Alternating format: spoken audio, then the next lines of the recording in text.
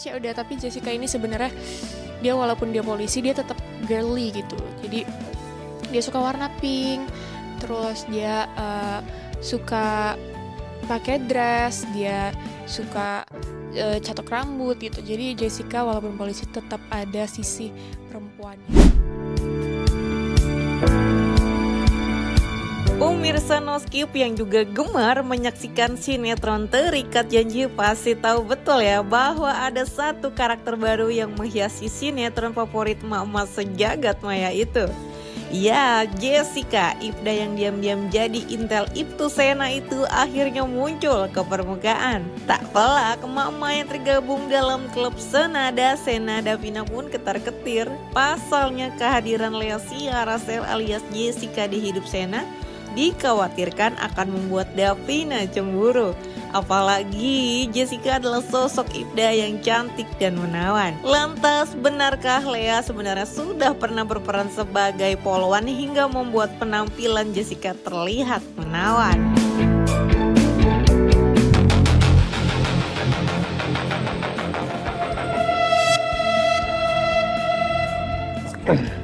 Pegang, Jess.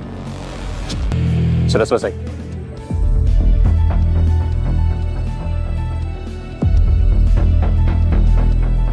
Patung ini asli.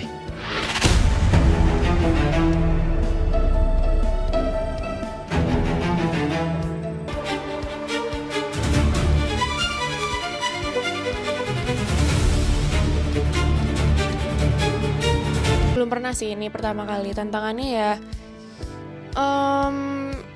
karena kan polisi tuh harus bisa kayak tegas gitu ya, tapi kan aku aslinya malah lembut, gak bercanda, tapi ya gitu. Jadi harus belajar juga gimana sih cara ngomong polisi gitu, misalnya apalagi sama seniornya atau sama komandannya gitu, gimana cara ngomongnya biar sopan gitu. Perannya Jessica, dia lulusan Akpol. Saat ini dia jabatannya Ibda, jadi dia juniornya Bang Sena. Nah di sini Jessica ini sering diminta tolong sama Bang Sena lah, karena Jessica bekerja di bagian baris krim, jadi dia bisa ngecek gitulah di komputernya, jadi intel gitu. Jadi Bang Sena suka minta tolong lah, cek plat, cek ini, cek itu. Nah Jessica sebagai junior harus mengikuti kemauan seniornya gitu lah ya. Terus ya udah, tapi Jessica ini sebenarnya dia walaupun dia polisi dia tetap girly gitu. Jadi dia suka warna pink, terus dia suka pakai dress, dia suka catok rambut gitu. Jadi Jessica walaupun polisi tetap ada sisi perempuannya gitu.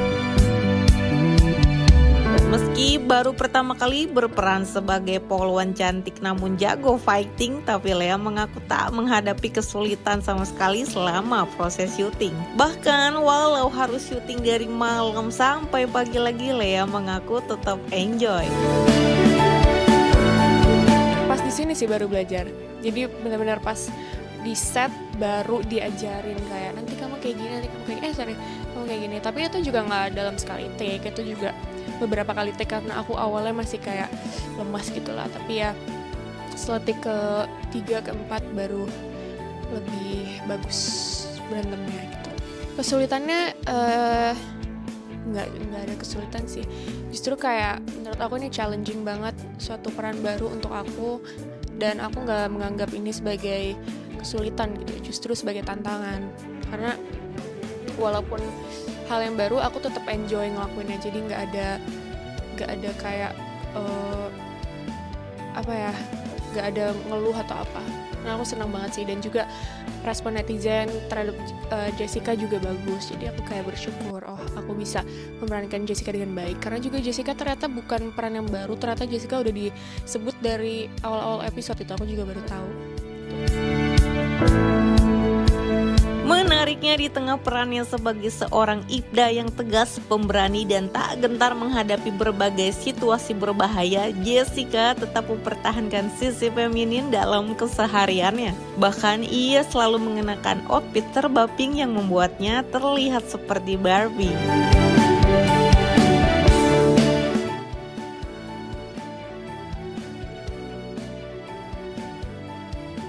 Outfitnya ya cuman kemeja pink karena pink warna favoritnya Jessica, terus jaket, terus celana hitam dan boots.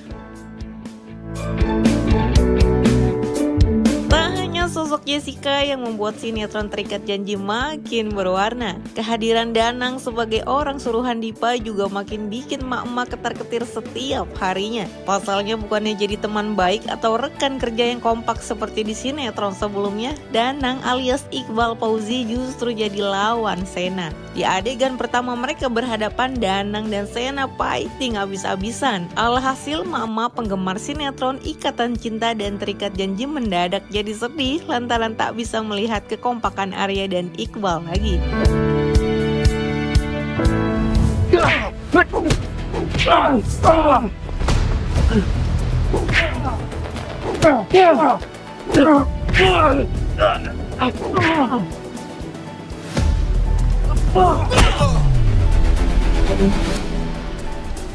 Sebenarnya itu gue beli ini kan udah tau lah prosesnya, dia tahu prosesnya, bahkan banyak dibantu juga lah sama bapak ini. Ya, saya dikasih konsultasi sama dia, dikasih dikasih tahu lah gimananya. Dan mungkin ini first time-nya Danang dan Sena dalam satu frame gitu, dan nggak hanya satu frame aja, mereka ada fightingnya dan itu panjang banget. Jujur capek banget kita ngerjainnya. Menguras energi banget, dan itu koreanya juga panjang banget. Nggak cuma sama Sena juga, aku berantem sama banyak lah, sama Jessica juga, sama pokoknya luar biasa. Scene itu menurut aku scene yang lumayan capek. Tapi insya Allah aku puas dengan apa yang aku lakukan gitu. Aku sih jujur sampai sekarang pun masih menikmati banget setiap scene-nya. Mau diarahin kemana, mau diarahin ke sini, mau diarahin ke sana, aku bener-bener nikmatin banget.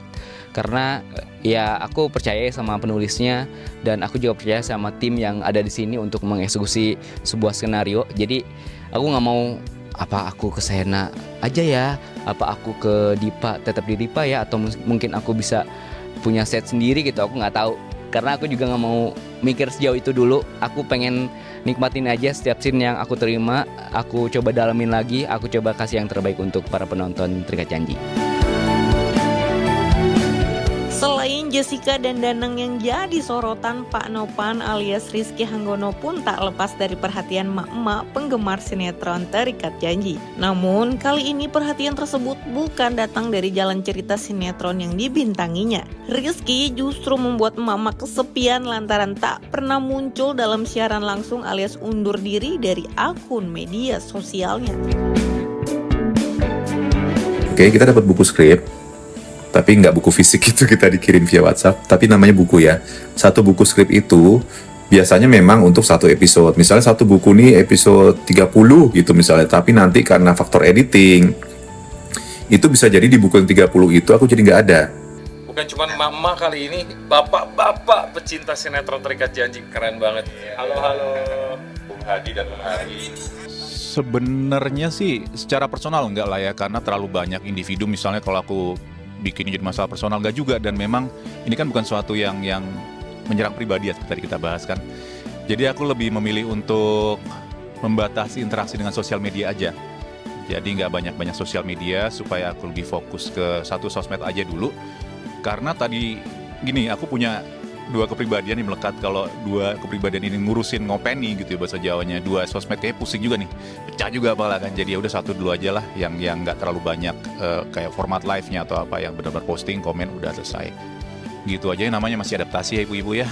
Anak baru sinetron nih, walaupun udah bapak-bapak, tapi aku menempatkan diri masih belajar dari flow kerjanya, dari adaptasi cerita, dari kemelekatan dengan karakter, dan termasuk juga bagaimana respon dari semua supporter dan pendukung dari sinetron ini, khususnya Terikat Janji.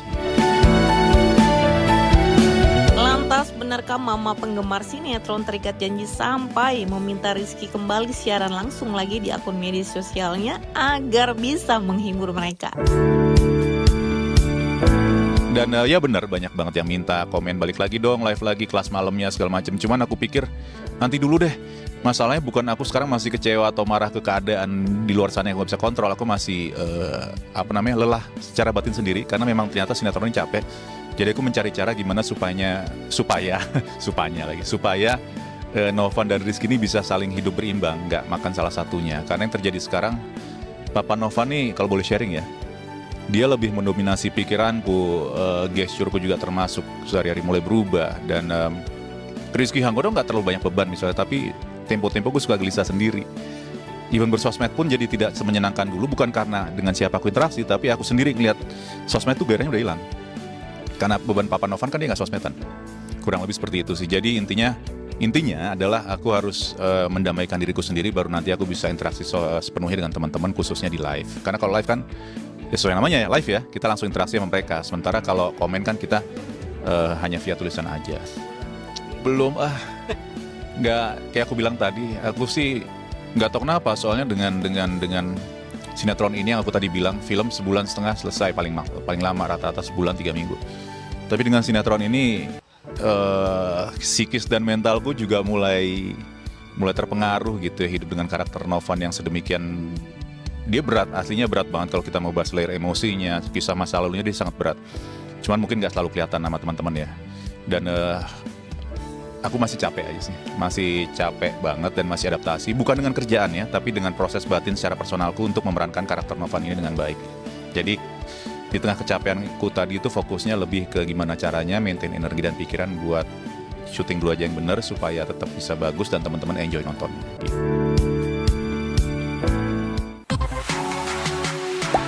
Gak sempat baca? Dengerin aja. Klik icon text to speech, gak pakai ribet di okezone.com.